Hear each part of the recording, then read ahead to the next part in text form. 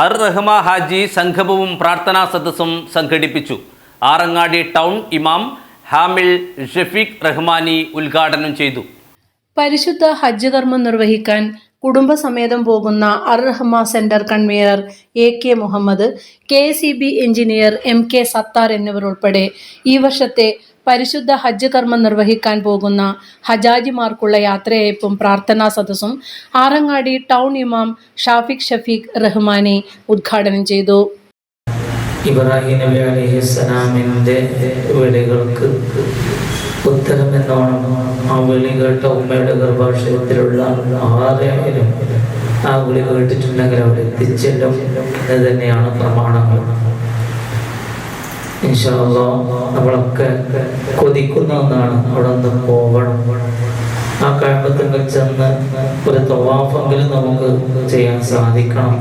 പിന്നാലെ ഹബീബിന്റെ ആചാരത്തിൽ നിന്ന് സലാമെങ്കിലും പറയണം. ഇതൊക്കെ നമ്മുടെ ആഗ്രഹമാണ്.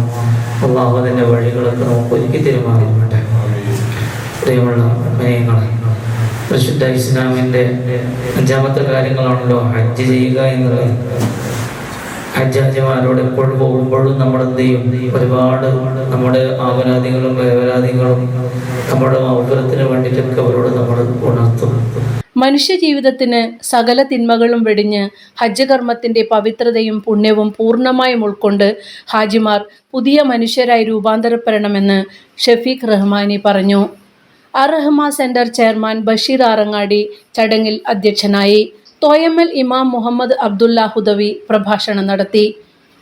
Convener MK Ashraf Kottakkunnu, CH Abdul Hameed Haji, T Khader Haji, C Abdulla Haji, T Ramzan, T Abdul Azeez, MK Latheef, Alankar Aboobacker Haji, Rasheed Thoyammal, Ibrahim Pallikkara, Razak Arangadi, Iqbal Haji Kushal Nagar, Rafeeq Nilankara, Abid Arangadi, Abu Sali, T Ashraf, MK Sathar എന്നിവർ സംബന്ധിച്ചു. News bureau, Kanhangad.